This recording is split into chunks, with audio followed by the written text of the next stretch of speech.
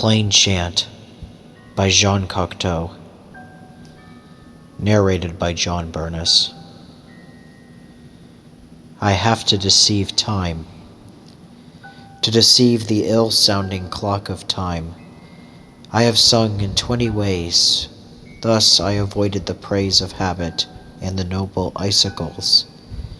It is little that habit crowns a glory when it has aged the head.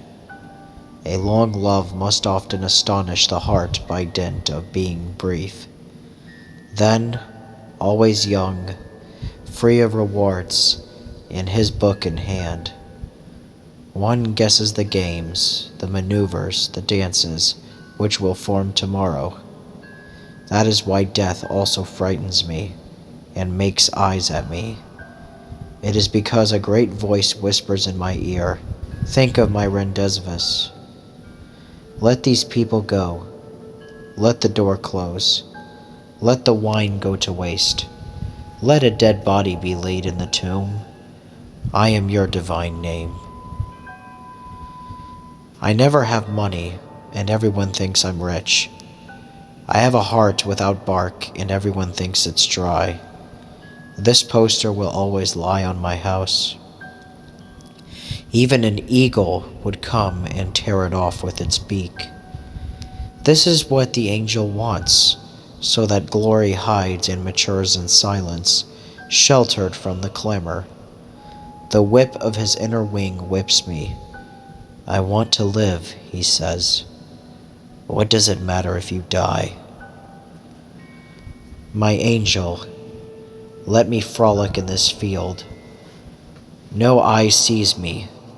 Tell me, will I betray you? The city, thanks to you, thinks I have a wicked heart, but in the sun, melt your armor of snow. Sleep a little, have nothing to reproach me for. Here is the mad sea breaking its cups at the edge. Its thundering champagne floods the rock from where I see its petticoats, its linens, and its rumps. The bath has always invited the hero. For all the dragons, the sea is the least stupid. Ah, that I could laugh. Ah, that I would undress, and that I would bare my heart that is too big. Every time I enjoy myself, or do not suffer because of him, my angel, kind of muse, plunges me back into the night. Every time I draw like a bouquet of lilies of the valley, my heart tired of hatred, the cruel angel keeps watch. This angel, this formless monster, never sleeps a moment, and neither does he inform me of what I am the instrument. When my successors see my adventure, the springs, the jolts of my beautiful carriage, they will marvel at such a noble journey. But those who now watch my passage find me clumsy, each judging myself wise, and want to impose their route on my loves. What? You wrote the Cape vocabulary? You write this. You cannot please me. Man loves the uniform, and that one does not change it. But after our death our course is given. The carriage is starred like a great bear, and our sour fruits are revealed at the right time. My angel, see, I praise you. After having forgotten you, I am bound from below to my mud shoes.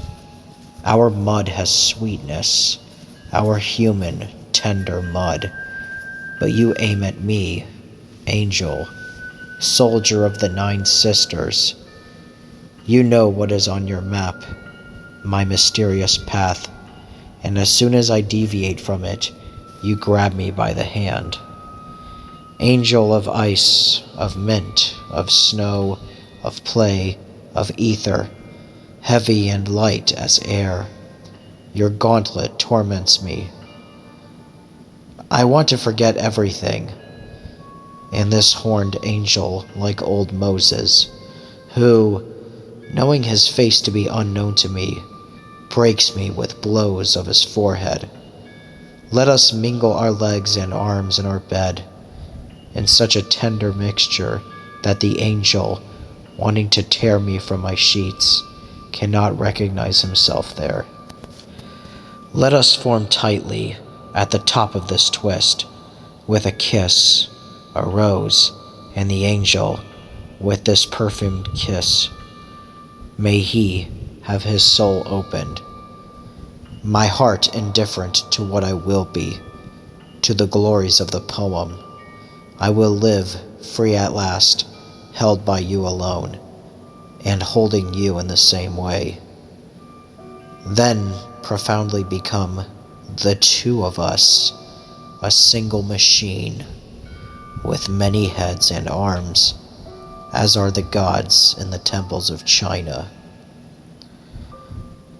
I don't like to sleep when your finger lives, at night, against my neck, for I think of death which comes so quickly to make us very sleepy. I will die, you will live, and that is what wakes me. Is there another fear? One day, no longer to hear near my ear your breath and your heart. What?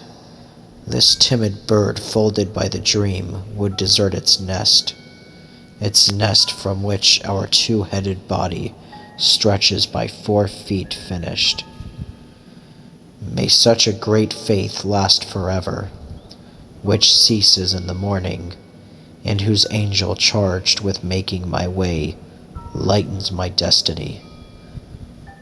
Light, I am light under this heavy head, which seems of my block, and remains in my shelter, mute, blind, deaf, despite the crowing of the rooster. This severed head, gone to other worlds, where another law reigns, plunging into the sleep of deep roots, far from me, near me. I would like, keeping your profile on my throat, to hear the delicate forge blowing from your breasts, through your sleeping mouth, until my death. When I see you, more than half emerging from the dream, and from its glue pulling your spirits one by one, having the truth mixed with ingenious lies, and your moving limbs taken back at this death, I think of the monsters mad about this singer of Thrace. If they had not let him go as soon as he left, so I would like to see your trail follow outside, the cattle of your dream, astonished to be there. I would then discover those whom, in a turn of the clock, inert at my side, far from me you charmed, when you return and I question you, and you answer me, I never dream. Bad companion, you dead woman, from what corridors do you push your door as soon as you fall asleep? I see you leave your closed face well locked, leaving here not the least thing except your buckled head. I kiss your cheek and squeeze your limbs, but you leave yourself without making a noise, as from a room one leaves through the roof. The bed of love, halt, and, under his high shade, let us rest, let us speak, let us leave there at the end, our wise feet, horses asleep side by side, and sometimes putting one on the other's neck. Nothing frightens me more than the false calm of a sleeping face. Your dream is Egypt, and you are the mummy with its golden mask. Where does your gaze go under this rich imprint of a dying queen, when the night of love has undone and repainted you like a black embalmer? Abandon, O my queen, Oh, my wild duck, the centuries and the seas, come back and float on it.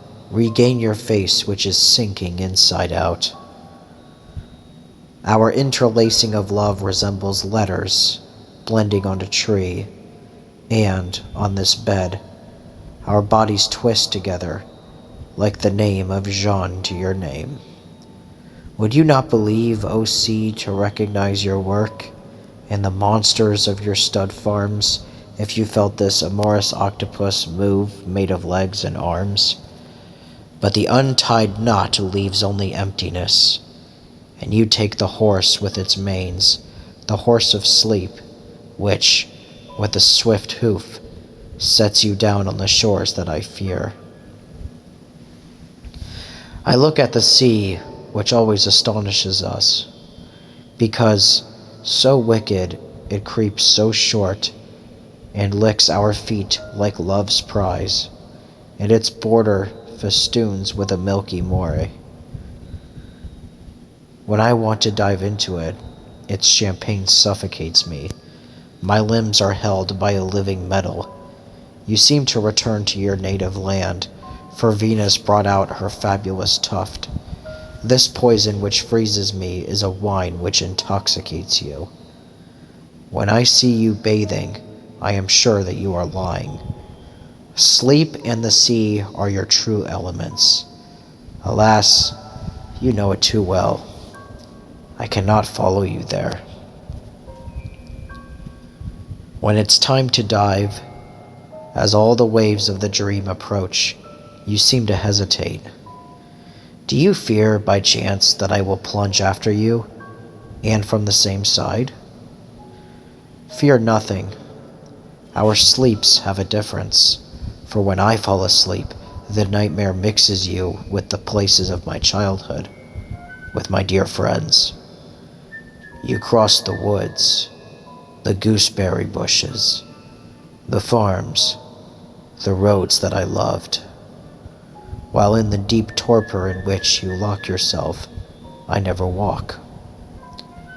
It would be very sweet for me to disturb your dream, to inhabit it for a long time. Then I would tremble for the sun to rise and open you wide. When we are both under the earth, more or less below, a new means coming to extract us from our dissolved bodies. Below or above, there our language no longer having a course, we will not be bloodless in face, neither light nor heavy. Everything will be changed from what we are. Yes, everything upside down, and the thick walls of men's sleep will be open to us. If I die first, I enter your dreams. I will see how, when I slept, my hands on your belly, you changed lovers. I can look the sun in the face. Your eye cannot. That's my turn. It's the only place where I win at the game. When we have to descend to hell, if there is a hell, we will not inhabit the same diving suit, nor the same sea. You will know how to find other company in the abode of the dead, how to cure your mad mania of taking your body from me. Your laughter curled up like a rose at its edge erases my disappointment at your metamorphosis. You wake up, then the dream is forgotten. Once again I find myself tied to your tree. You hold my body with your small strength. Why are we not a plant, and of a single bark, of a single warmth, of a single color, and of which our kiss would be the only flower? Pride ruins everything for me, that cunning half-dead one. You lay turned upside down by love. Each of us lived in another universe. I was not happy, and I made it so. I lied, not being like you unshod, vanquished, left for dead without shirt and without weapons. From the bed where only your charms should have reached me, my mind drifted through busy pride. A slanderous word, a few small barbs, came from outside to prick my raw crest. Now, unworthy 100 times of your naive love, my soul galloped despite our joined legs. I took revenge. I went to beat my enemies. I came back. I went out. I traveled France. While happiness is the only revenge, and truce is sweet to sleeping lovers. To love I return, and against it I wallow. Your bottomless bed is certainly worth a glorious summit. Chase from my mind the quarrel of others, since to suffer from love the angel allows me. Keep your beautiful eye open. Watch, for I fear this engineered sleep that transport you elsewhere. You know how much the pain of believing dear costs me. But when you sleep, I think of better worlds, where you sail without body, without air, without landscape, and making your lips move from so far away. And also from so far away, your face smiles, that on these signs, I could kill you.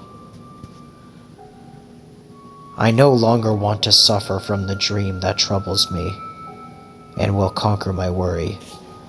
For if you love someone in a double existence, you deceive him here. Let us deceive this blessed one from whom you contract yourself in your deep sleep.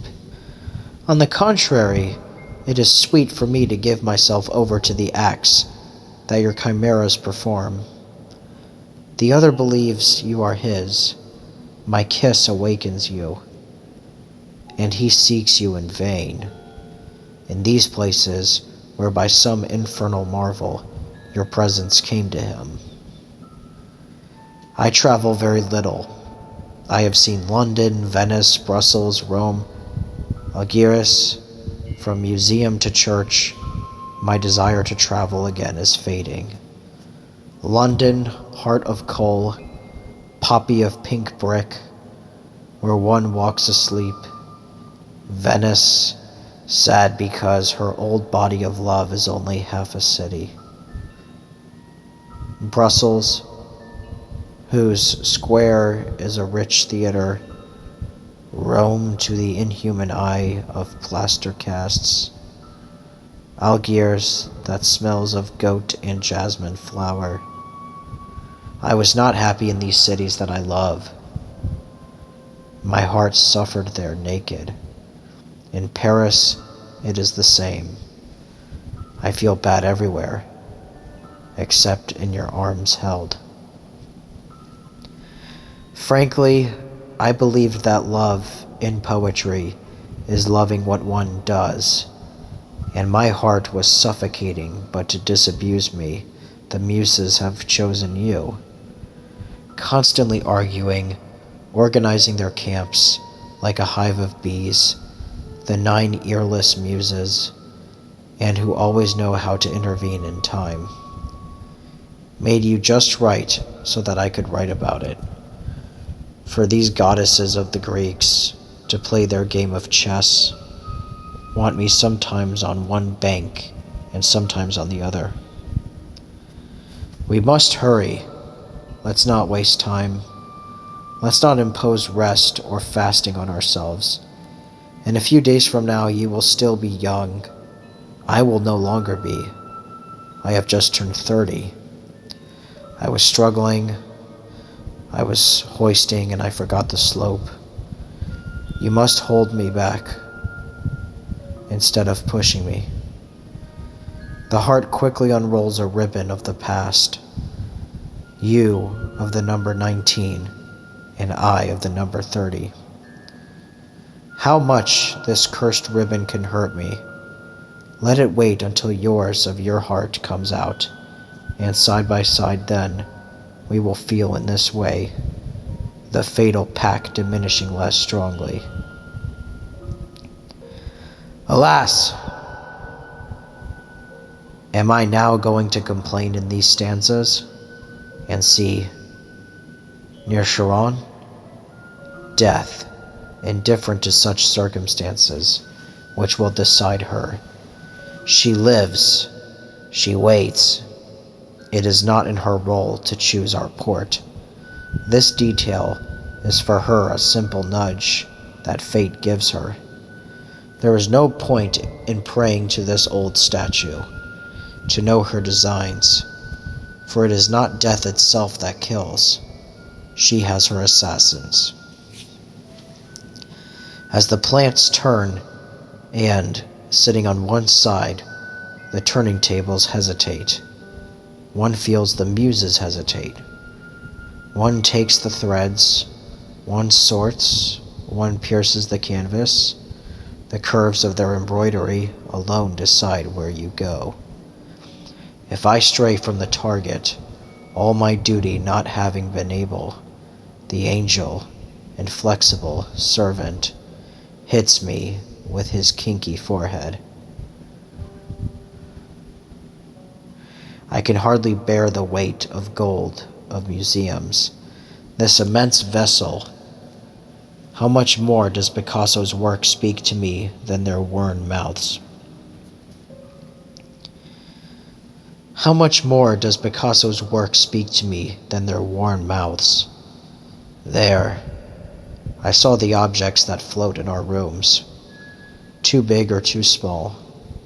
Finally, as love mixes mouths and limbs deeply built, the muses held this painter in their round and directed his hand, so that he could, on the adorable disorder of the world, impose human order.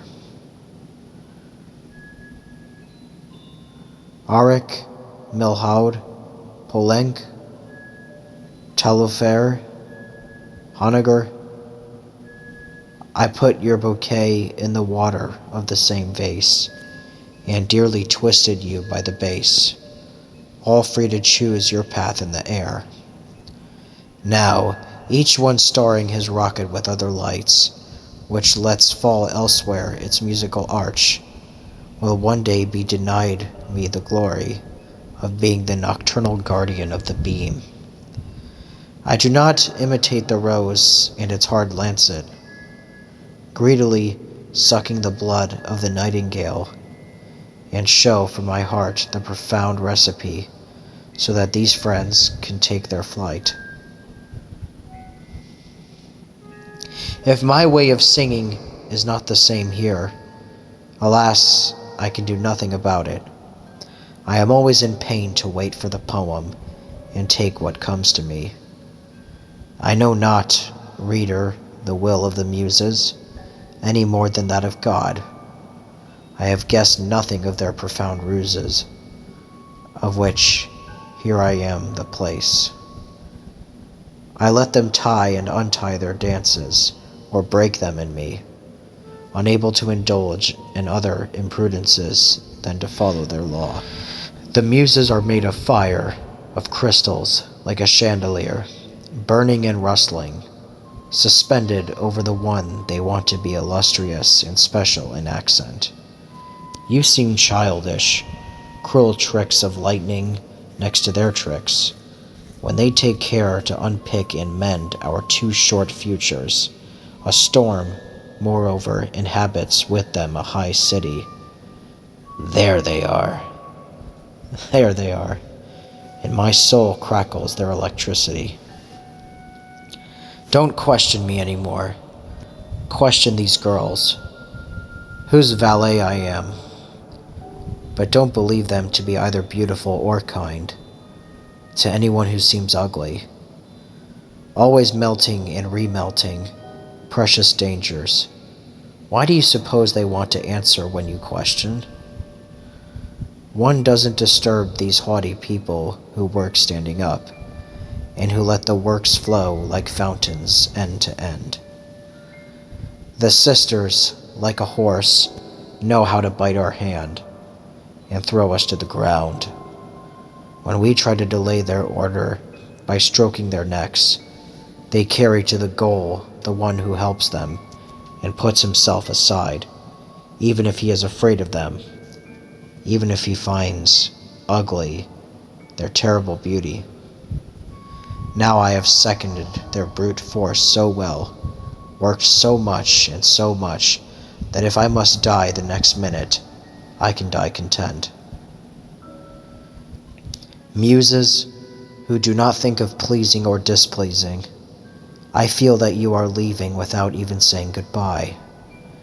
Here is your morning and its angry rooster. I am no longer the place of your rendezvous. I dare not complain. O ungrateful mistresses, you are without ears, and I would lose my cry, knotting the rope of your braids to each other. You will leave, leaving something written. This is what you want. Go. I resign myself, and I must die, reappear before. The ink I use is the blue blood of a swan, who dies when it must be more alive.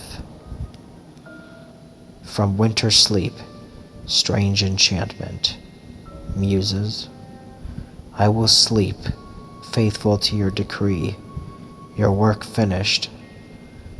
It is finished. I hear the angel, the door closing on your large distracted bodies. What do you leave me then? Love, you forgive me. What remains is you, the lamb of the flock. Come quickly, kiss me, nibble on these crowns, and tear this laurel that cuts my skin.